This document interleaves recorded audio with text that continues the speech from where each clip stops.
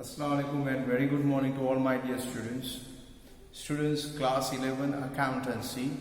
Last lecture we saw the cash and credit transaction. 5 transactions we have discussed. Today in this lecture again we'll continue with cash and credit transaction. Students, maybe few students have this thinking, I should say, that sir already we are now aware of all this, so we should move further. But my humble request to students, this is a very important level or phase of this accountancy. If you can easily recognize whether the transaction is cash or credit, then only you can understand the basic fundamentals of accounts. So it's not that by 5 or 10 transactions you are the expert of accountancy. So it will take some time. We are going to discuss 5-6 transactions again today, and I hope that after learning this your concept towards cash and credit transaction will be clear. Now students, you can see here first transaction I have already written here. Received brokerage of 1000 from Raj Limited. Now students, Raj Limited name is mentioned. So as per the rule, and check and cash word is also not there. So as per the rule of cash and credit transaction, normally this is a credit transaction. But because one word is mentioned here, received, so this word indicates that already money has been received by us. So it indicates that it's a cash transaction.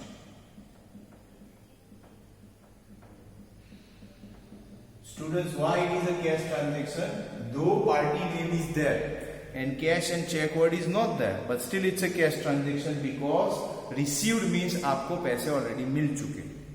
Okay. Now second transaction, purchase machinery of 50,000 from Amir. Students, यहाँ पे cash and check word is not there. Party का नाम है आमिर, यानी person का नाम दिया है, और यहाँ पे रिसीव्ड या पेड नहीं है.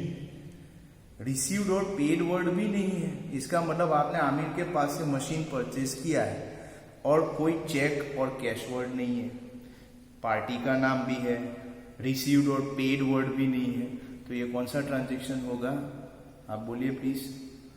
Yes, you are absolutely right. कौन सा? Credit transaction. So I will mention here it's a credit transaction.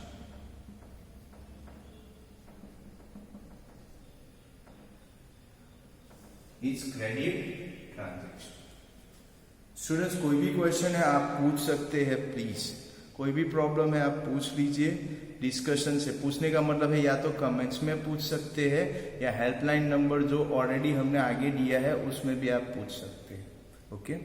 Now students, next, sold goods of rupees 10,000 to Patel, who promised to pay the money after 2 months. यहाँ तो already आपको answer मिल गया है. पटेल को आपने goods बेचा है 10,000 का और पटेल ने बोला है कि 2 महीने बाद मैं पैसे आपको दूंगा, प्रॉमिस. तो शॉर्ट एंड स्वीट, इसने अभी पैसे दिए नहीं है. अब इसमें कुछ रूल्स देखने की भी जरूरत नहीं है कि भाई कैश वर्ड है, चेक वर्ड है, पार्टी है, ये है. वो ऑलरेडी बोल रहा है कि 2 महीने बाद पैसे दूंगा. I will give the money after 2 months. The promise is already made by him. So here it is a which type of transaction? Credit transaction.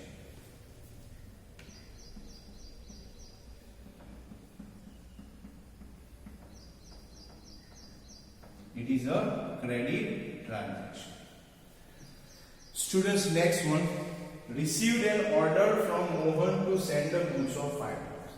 Students, पहले मैं आपसे एक बात शेयर करूंगा. अकाउंट्स फ्यूचर में नहीं मानता है, अकाउंट्स प्रेजेंट में मानता है, अकाउंट्स इमोशन में नहीं मानता है, अकाउंट्स रिलेशनशिप में नहीं मानता है, अकाउंट्स सिर्फ प्रॉफिट और लॉस में मानता है. नाउ स्टूडेंट्स, यहाँ पे एक वर्ड है रिसीव्ड और उसके बाद ये वर्ड है एन ऑर्डर, यानी अभी आपको ऑर्डर मिला है. किसके पास से? Mohan. So you have received an order.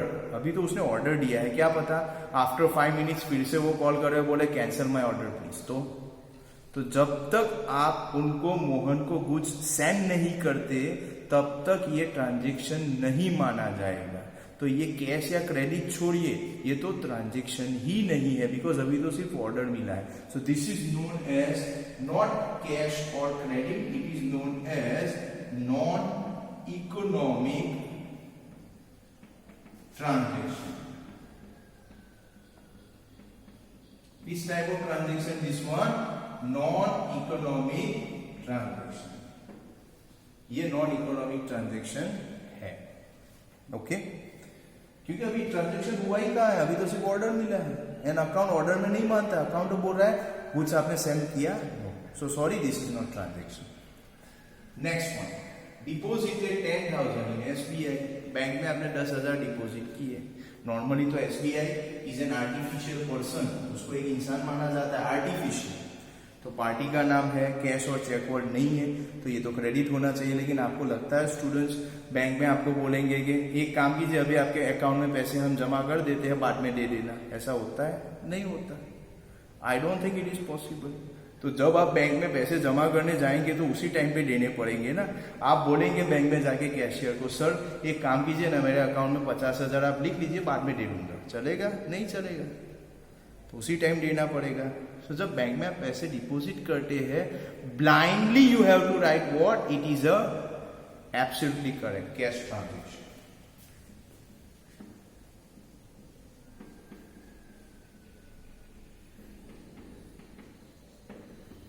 It is a cash transaction. I hope students you are getting what I am teaching you right now. Last one we'll discuss for today. Purchase shares of ₹20,000 from GNFC. Of GNFC. GNFC is the name of the company. आपको पता ही है, Gujarat Narmada valley fertiliser company. अब GNFC company के आपने share purchase किए. Students यहाँ पे चेक और कैश वर्ड नहीं है और पार्टी का नाम है GNFC इज आर्टिफिशियल पर्सन. तो नॉर्मली ये क्या होगा? क्रेडिट. लेकिन स्टूडेंट्स एक बात याद रखना, जब भी आप कोई कंपनी की कोई भी सिक्योरिटी परचेज करते हैं, चाहे वो शेयर हो या डिबेंचर हो या बॉन्ड्स हो, वो उधार पे आपको नहीं देगी. पहले पेमेंट होता है, बाद में आपको वो सिक्योरिटी मिलती है. चाहे वो शेयर हो, चाहे वो डिबेंचर हो, चाहे वो बॉन्ड हो, चाहे कमर्शियल पेपर्स हो, कुछ भी हो, आपको वो उधार पे कभी नहीं मिलते हैं. So here though company's name is mentioned, party's name is mentioned and check and cash word is not there, received and paid word is also not there, but still as per the rules this is a cash transaction.